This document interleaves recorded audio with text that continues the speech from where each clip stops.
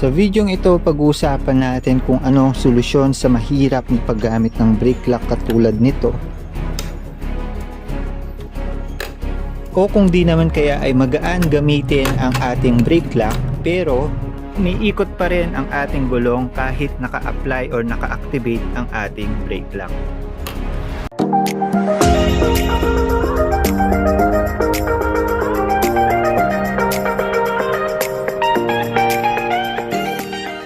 So ang purpose po ng ating brake lock ay basically nilalak po niya ang ating rear brake lever at sa pamamagitan nun magkakaroon ng pansamantalang paghinto o hindi paggalaw ng ating gulong.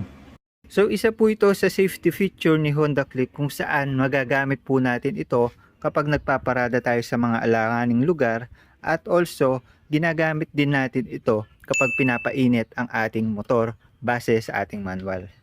So ang normal po na pihit ng ating brake lock ay sa paraang hindi tayo mahihirapan sa paggamit nito at sa paraang dapat humihinto or nakastop po yung ating gulong. So para maintindihan po ninyo yung mechanism or yung nangyayari sa loob, yung ating rear brake po may kasama po siyang hook dito sa loob. Ito po yung representation muna natin ng hook niya sa loob.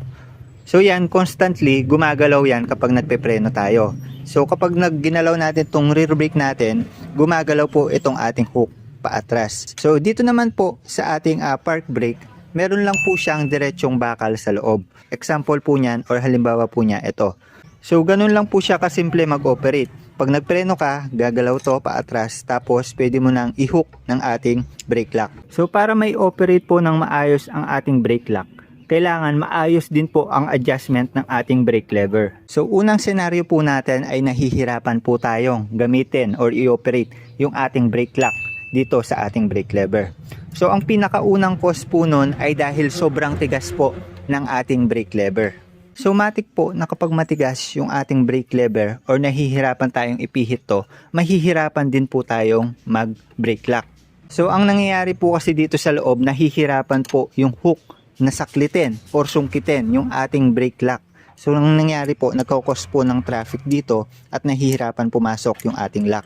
So simple lang po yung remedyo sa senaryong yon. Nahihirapan po yung brake lock dahil matigas po yung ating brake lever. So ang gagawin po natin, lalagyan po natin ng play or pagagaanin po natin ng konti yung pihit ng ating brake lever. So dahil matigas naman po yung ating brake lever, malamang po may kagat naman po yung ating preno sa likod, magkakaroon po tayo ng adjustment dito kung saan malalaro po natin yung play ng ating brake lever sa pamamagitan po ng pag-adjust dito. So meron po akong ginawang bukod na video kung saan itinuro ko po kung paano maa-adjust yung play ng ating brake lever dito sa pamamagitan ng pagpihit dito. Ilalagay ko na lang po yung link sa baba ng tutorial na yon. Pero para magkaroon na rin po kayo ng idea, the more po na nakasagad itong bolt natin dito papunta dito sa kaliwa, the more po na mas magaan yung play ng ating brake lever. Kabaligtaran naman po kapag nakapihit papunta sa kanan itong ating bolt dito, the more naman po na mas sumisikip or tumitigas yung ating brake lever. So ang kailangan nyo lang pong gawin ay kunin yung tamang adjustment para dito sa paraang magkakaroon na magandang play yung ating brake lever at may ilalak po natin siya ng maayos gamit yung ating brake lock. So sa scenario 2 naman po natin, sobrang gaan or sobrang lambot at lalim ng pihit ng ating brake lever. So matik po na kapag ganito kalambot yung inyong brake lever, magaan din po ninyong ma-activate ang inyong brake lock. Medyo malambot din kasi yung play ng hook na kasama ng brake lever dito, kaya naman na ipapasok natin agad yung lock ng ating brake lock. So kapag po ganito nakalalim or kalambot yung ating brake lever, hindi po malabong, hindi na kumakagat ang inyong brake shoe or hindi na nagpepreno masyado ang inyong motor. Kaya naman po kahit gumamit tayo ng brake lock kung minsan, ay nagagalaw pa rin po natin ang ating gulong.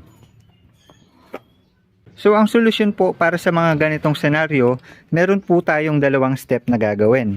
Ang unang step po ay i-adjust po natin yung ating nut para dito sa rear brake. So baka naman po sobrang luwag na ng inyong brake shoe kaya naman po hindi na kumakapit ang inyong brake lever. So kapag na-adjust nyo na po ang inyong nut sa pinakasagad na level kung saan maganda pa rin yung play ng inyong gulong at medyo malalim pa rin po or konti lang po yung in-adjust ng inyong brake lever, Doon na po kayo pupunta sa step kagaya ng ginawa natin ng una, kung saan i-adjust po natin yung lalim ng brake lever dito.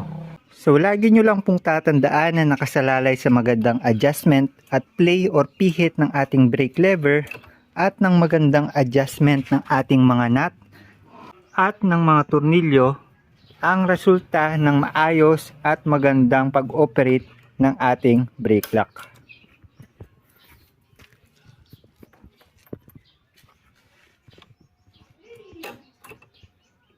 Ayun lang muna para sa video na ito. The more you click, the more you know. Usapang brake lock. Bye-bye.